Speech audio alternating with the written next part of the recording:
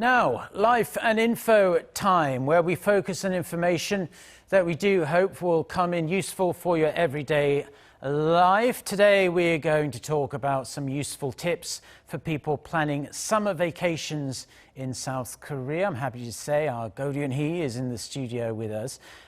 Rooney, thanks for joining us. Let's start by explaining how people here in South Korea are preparing to spend their summer vacations, be it in South Korea or overseas. Yes, Mark. So data released by the South Korean government shows that almost half the people have plans for a summer vacation. According to the Ministry of Culture, Sports and Tourism survey last month on around 1,000 people, more than 48% of the respondents said they'll head somewhere this summer.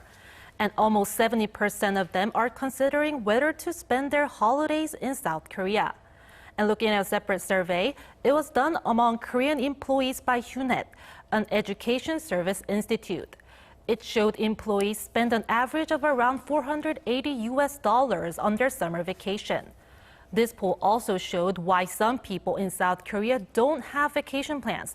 And when asked why, more than half said the financial burden is just too much. Well, it really is a shame that a lot of people are hesitating because of money issues, but I guess it's just the way the world is going at the moment, unfortunately. So if you do have a tight budget, do you have some tips on how people can save money but also have the opportunity to let their hair down a bit? So, well, as you know, Korea is a great country to travel by train. Yeah. And today, I want to introduce you to a special rail pass that allows passengers to enjoy unlimited rides. But remember, this is on special routes for a set period of time. Korea Tourism Development introduced this train tour package this year. You can either purchase a 3-day or 5-day pass. And for a 3-day pass for adults, it's around $50 per person.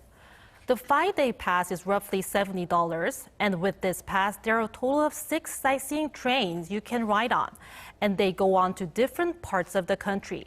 For specific routes, this is a map of the different lines. And they are different from regular trains because you can go to special places like Dorasan Station, just south of the inter-Korean border. Also, inside one train, there are some convenience services you can enjoy, such as a foot bath. For more information, visit korealtravel.com. Okay, well, you certainly don't get a foot bath on the KTX or the Semaul, the regular train services here in South Korea. So that sounds like a lot of fun. But we should be honest here. Not everyone wants to stay in South Korea during their summer vacation. Do you have any tips for people who will be flying abroad this summer? And maybe could you give us some ideas about how to fly more comfortably, because it can get rather cramped, especially if you're in the economy section of the plane. Sure, and there's one way you can do that, and only for a few extra bucks.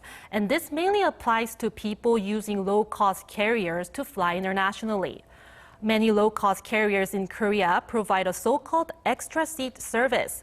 You can purchase an extra seat or two for a relatively cheap price. It's really helpful when you want to lie down during the flight or are traveling with toddlers. For domestic flights, it's around $10, and for international flights, prices go up to around $50. However, keep in mind that you can't purchase the tickets in advance, meaning you have to go to the airport and see if there are some vacant seats left on your flight. Although some airlines do provide this service on domestic flights, it's mainly applicable to international ones, since they carry fewer people most of the time.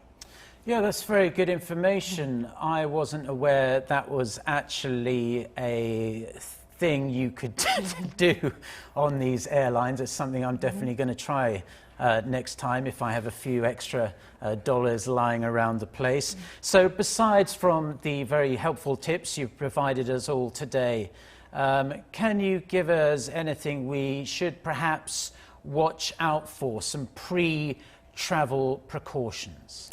Sure. So when you use travel booking websites, be sure to check whether the flight or hotel are refundable or you can cancel before you pay, because they're having a rising number of complaints related to this issue.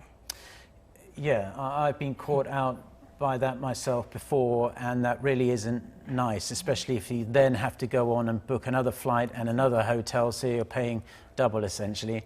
Thank you very much for your report today. It was very helpful so people know what to do during their summer vacations. Thank you. Thank you.